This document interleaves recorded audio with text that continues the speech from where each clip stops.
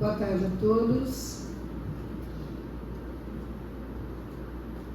Nós vamos estudar hoje, continuação, capítulo 4, ninguém poderá ver o reino de Deus se não nascer de novo. Eu escolhi o item 4 também, que é ressurreição e reencarnação. É um tema gostoso de estudar, e se você se aprofundar mais, não é o nosso caso aqui, nós temos pouco tempo de palestra, a finalidade da fluidoterapia não é só essa, né? Mas se alguém se interessar e quiser se aprofundar nesse assunto, é muito bacana, tanto do ponto de vista histórico, quanto do ponto de vista, naturalmente, espírita, né? Espiritual. Então é muito bacana, vale a pena. Eu gostei muito, não coloquei mais nada aqui, em virtude do tempo. Então a reencarnação, ela já fazia parte dos dogmas judaicos, só que sob o nome de ressurreição. Todo mundo ouviu falar em ressurreição sempre, né? Por que era ressurreição? Porque naquela época os judeus tinham noções muito vagas e incompletas sobre a alma. Eles sabiam muito pouco, né? E a ligação dela com o corpo. Eles acreditavam que um homem que viveu e morreu podia reviver. Só que eles não sabiam como isso acontecia, né? Não se inteiravam com precisão como isso poderia acontecer. Então esse era o fato chamado de ressurreição. Eles designavam por ressurreição o que nós chamamos de reencarnação. Com o tempo, com o estudo adiantando, nós vamos ver que a ressurreição, ela traz em seu bojo muitas dúvidas, né? Hoje a ciência naturalmente não aceita a ressurreição. E nós vamos ver por quê. Ela é realmente rejeitada pela ciência. Se os despojos do corpo humano permanecessem homogêneos, embora dispersados e reduzidos a pó, ainda se conceberia a sua reunião em determinado tempo. Mas as coisas não se passam assim, uma vez que os elementos desses corpos estão dispersos e consumidos. É só a gente parar para pensar na ressurreição, que um dia todos vão sair do pó, se levantar, né? E caminhar para Deus, para o juízo eterno, esses negócios todos que não cabem aqui para nós. Mas você fica pensando, e a pessoa que há 2000 anos atrás morreu, naquelas brigas que tinham, né? O tempo todo, uma facada aqui, um tiro de bacamarte ali, né? O cavalo pisoteou, a fera destroçou. Como é que ficam esses corpos? 2000 anos. E de lá para cá? E quem morreu há 500 anos atrás? E hoje em dia, se a pessoa morrer no incêndio, carbonizou, não sobrou nada. Vocês já viram quantas vezes, não é? Eles levam para o Instituto Médico Legal o resto do que sobrou ali e os dentistas vão examinar cada dentária, porque pode ser que consiga, né, alguma coisa de identificação pela arcada dentária. E o resto do corpo? Então, quando a gente para pensar nisso, você vê que a ressurreição começa a cair por terra, não é verdade? Quando a gente enterra uma pessoa, a gente já sabe como é que vai ser o processo, né? Vai sumindo, vamos falar em detalhes, naturalmente, mas um ano depois você não acha quase nada. Cabelo, unha, esqueleto e o resto de alguma coisinha. Então, qual é o final do corpo humano? É se tornar pó realmente. Na verdade, a gente não se torna pó, a gente se torna adubo, não é verdade? É adubo. A terra do cemitério é riquíssima. Quando eu era criança, a gente comia goiaba de cemitério, vocês acreditam? Hoje em dia o povo fica meio assim, mas no meu tempo a gente comia goiaba de cemitério. Eu estou com 74 anos e ainda não morri por causa disso. Não deve fazer mal. Então não se pode, portanto, racionalmente admitir a ressurreição, senão como uma figura simbólica, né? O fenômeno, para mostrar o fenômeno da reencarnação. O princípio da reencarnação se funda na justiça divina. Só assim, para a gente explicar. Como você, falando no social, como você explica as diferenças tão grandes entre as pessoas? Como você explica seres tão fortes e bonitos ao lado de seres tão frágeis e odientos fisicamente? Como você explica uma criança tão amada pelos pais e outra jogada? Né? Como a gente explica determinadas injustiças sociais que nós vemos no dia a dia?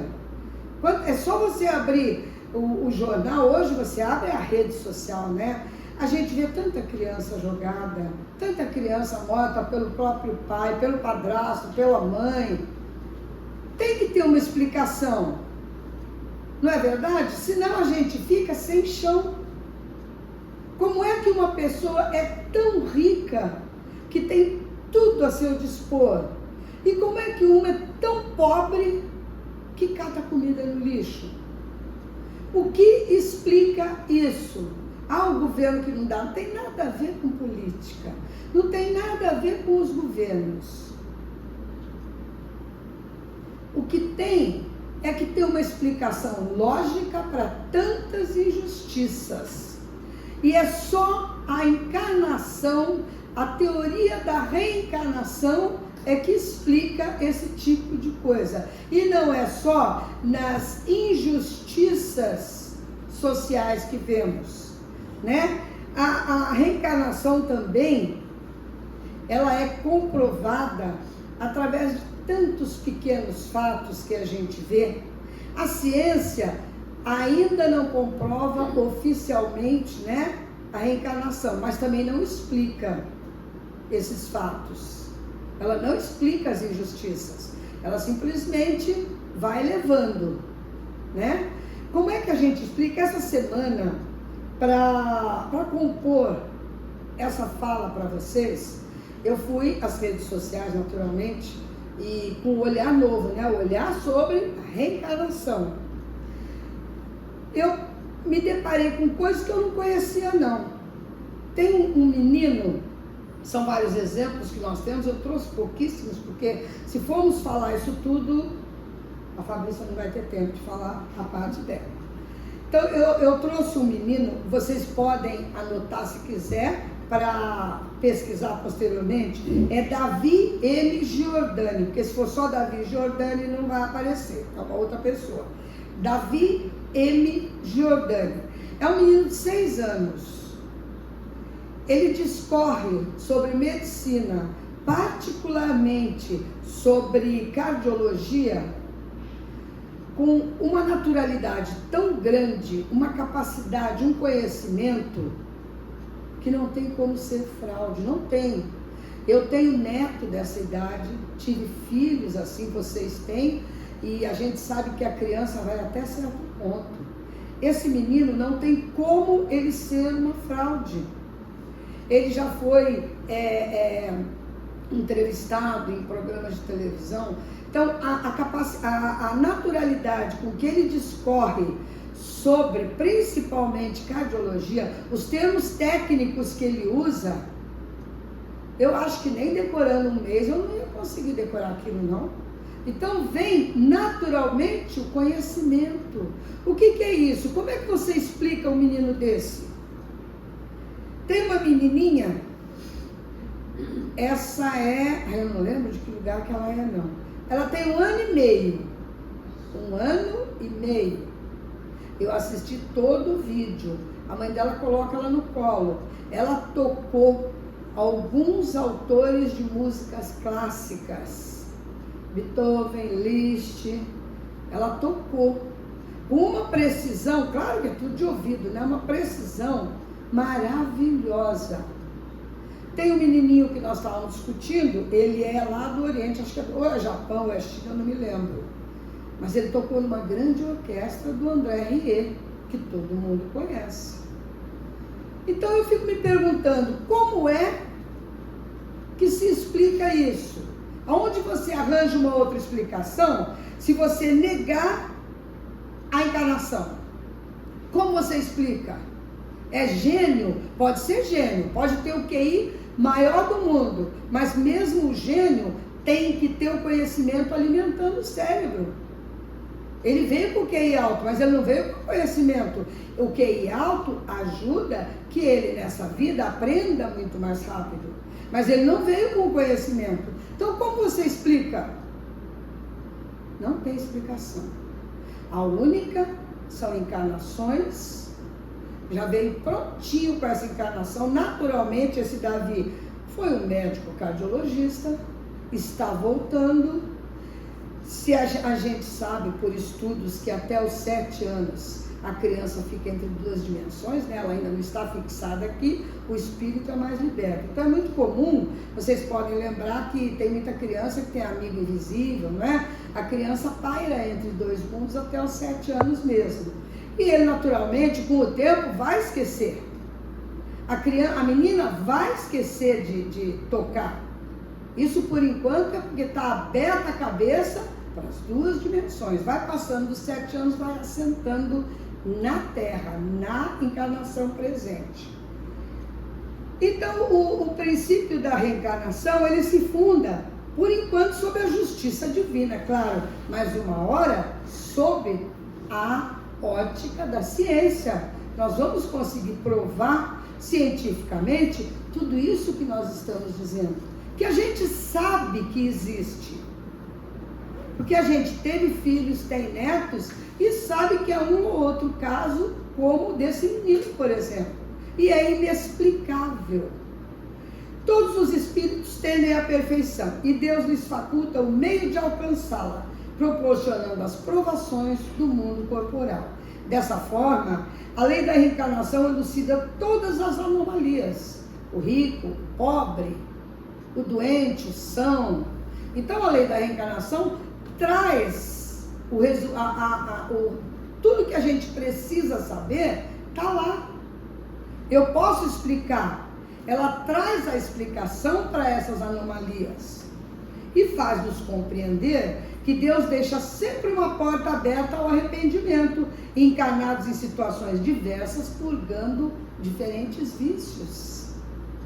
Não tem aquela criança com paralisia cerebral? Sofre a criança, sofre a mãe, sofre a família inteira?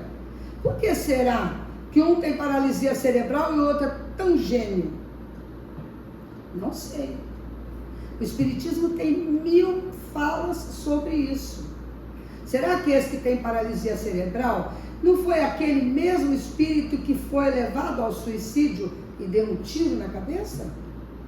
Sueli Caldas Schubert, uma excelente escritora espírita, explica muito bem isso.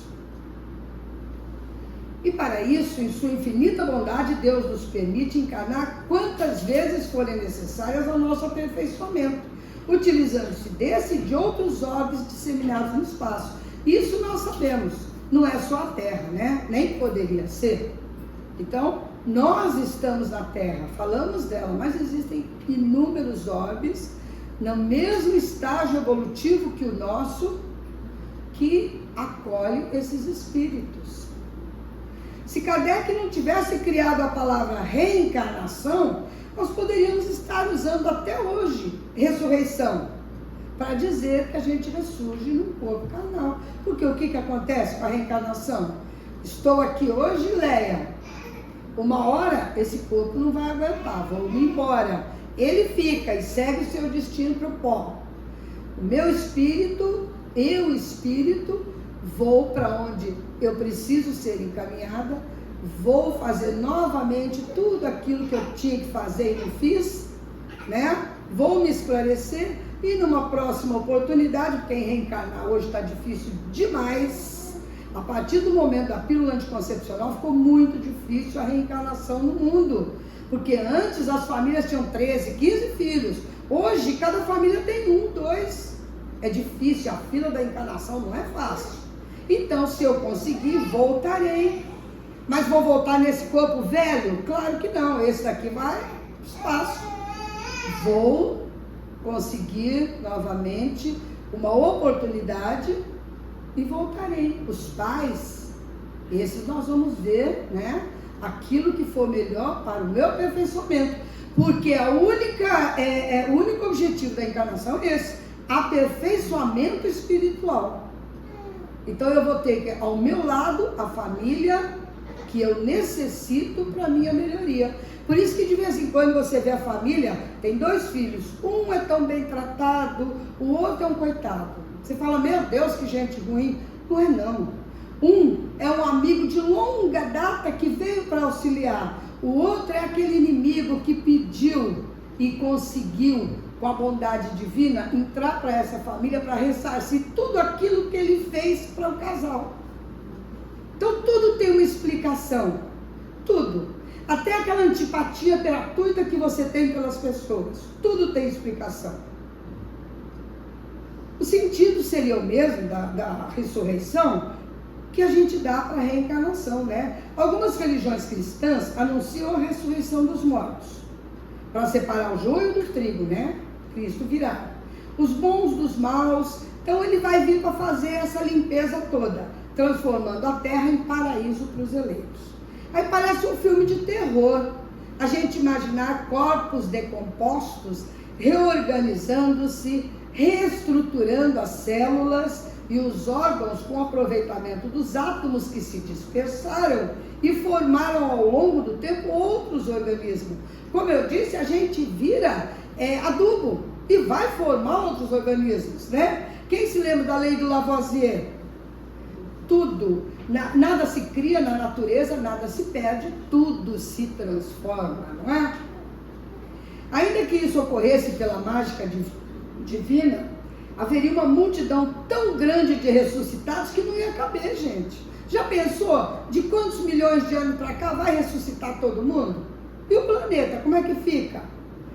Enquanto não nos depuramos a ponto de alcançarmos o estágio de espíritos puros, a gente vai continuar reencarnando.